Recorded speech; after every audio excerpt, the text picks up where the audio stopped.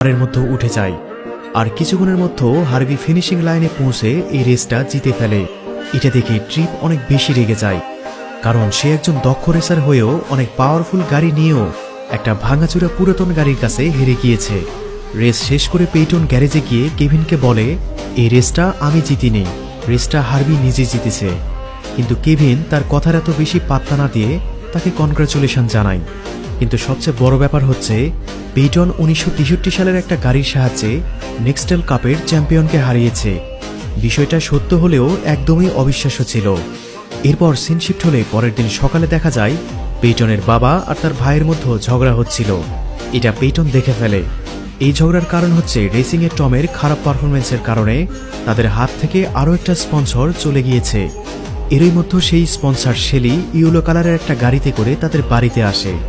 Harvey সেই yellow গাড়িটাকে দেখা মাত্রই পছন্দ করে ফেলে। এদিকে শেলি ঘরের ভিতরে গিয়ে রেকে গতকাল রেসের ভিডিও প্লে করে দেখায়, মানে যেই রেসটা পেইটন আর ট্রিপের মধ্যে হয়েছিল।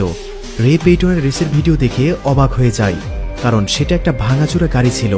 কিন্তু রে এই ব্যাপারে অনেক রেগে যায়, কারণ নিষেধ করার পরেও পেইটন আবারও রেসে অংশ নিয়েছে।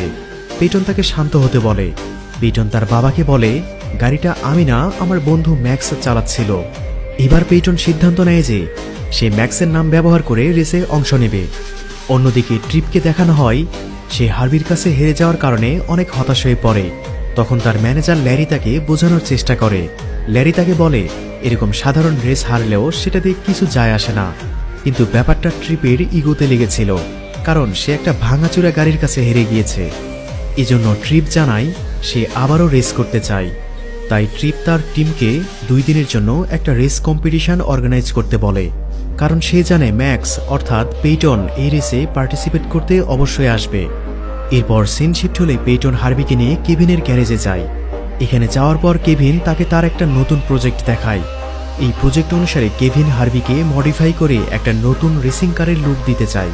পেইটন বলে, আমি এখন আর রেসে অংশ নিতে পারবো না, কারণ কয়েক বছর আগে যখন আমার অ্যাক্সিডেন্ট হয়েছিল তখন আমি আমার বাবাকে প্রমিস করেছিলাম আমি কোনোদিন আর রেস করব না। পেইটন এই কথা বলার মধ্যেই হার্ভির নজর একটা নিউজ পেপারের দিকে যায়। সেখানে রেস কম্পিটিশনের একটা বিজ্ঞাপন ছিল, যাতে লেখা ছিল সেই রেস কম্পিটিশনে যে জিতবে তাকে $10,000 পুরস্কার দেওয়া হবে। পেইটন যখনই গাড়িতে বসে তখন হার্ভি তার হুড ঝাঁকিয়ে দেয়। এতে নিচে পড়ে থাকা পেপারটা সোজা গ্লাসে চলে আসে। পেইটন যখন দেখে বিজ্ঞাপনে লেখা আছে এই রেস যে জিতবে তাকে $10,000 দেওয়া হবে, তখন সে ভেবে নেয় সে রেসে অংশগ্রহণ করবে, কারণ সে এই টাকাগুলো দিয়ে নিউ ইয়র্কে যেতে পারবে। এবার কেভিন বলে, যদি পেইটন এই রেসে অংশ নেয় তাহলে সে ফ্রিতেই হার্ভির মেরামত করে দিবে, আর যদি পেইটন জিতে যায় তাহলে তারা সেই টাকা অর্ধেক অর্ধেক ভাগ করে নেবে।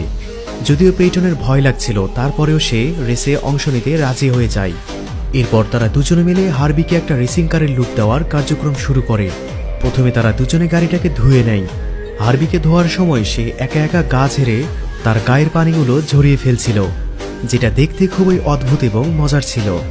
গাড়িটাকে ধোয়ার পর তারা হার্ভির কিছু পার্টস চেঞ্জ করে। এরপর কেভিন হার্ভির মধ্যে একটা সানরুফ বানিয়ে দেয়। এরপর তারা একটা লং ড্রাইভে বেরিয়ে পড়ে। অন্যদিকে ট্রিপ আর তার বন্ধু ক্রেশ মিলে সেই জীর্ণশীর্ণ কার হার্ভির রহস্য উদ্ঘাটনের চেষ্টা করছিল।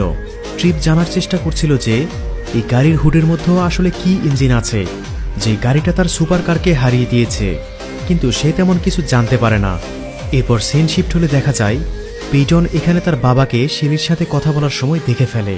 শেলি রেকে বলে যে, আমি গোপন সূত্রে জানতে পেরেছি শেষ